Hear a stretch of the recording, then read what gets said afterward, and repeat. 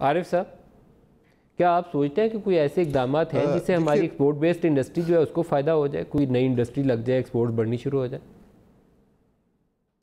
G I think اس میں اقدامات ہیں. اس سے پہلے میں صرف یہ پچھلی دفعہ جو بات ہو رہی تھی ہماری کہ جو ہمارا ڈیولپمنٹ ایکسپینڈیچر ہے اس کو آئی تھنک سارے کا سارا 100% گورنمنٹ کو جو ہے وہ انویسٹ کرنے کی ضرورت نہیں ہے، اور اس کو کرنا چاہیے. بہت سارے ایسے پروجیکٹ ہیں کیونکہ 100% اگر ڈیولپمنٹ ایکسپینڈیچر گورنمنٹ کرتی ہے تو اس میں ٹرانسپیرنسی نہیں رہتی، اور بہت سارے ایسے پروجیکٹ جو ہیں جس میں اوور اسپینڈنگ ہو جاتی ہے، بعض اوقات وہ غیر ضروری ہوتے ہیں، وہ ہو جاتے ہیں.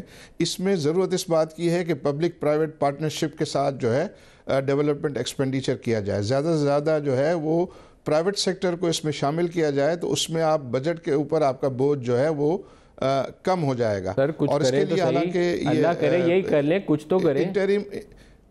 ہاں لیکن ندیم بھائی یہ ہمیں پریشر ڈالنا ہوگا کہ یہ جو کریں. پچھلے بجٹ میں، انٹرم بجٹ میں یہ بات اناؤنس کی گئی ہے، اس کا حساب لینا چاہیے کہ آپ نے جو کیا تھا وہ اماؤنٹ جو رکھا ہے اس میں کوئی پیش رفت ہوئی یا جو ہے وہ نہیں ہوئی.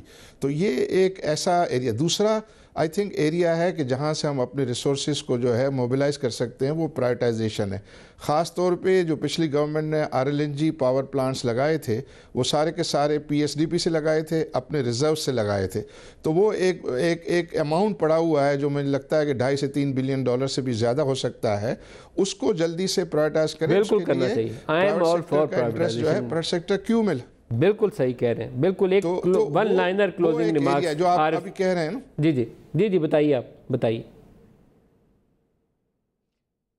جی تو اس میں وہ ایک ایسا ایونیو ہے کہ جہاں سے آپ اپنے اوپر سے برڈن جو ہے وہ کم کر سکتے ہیں.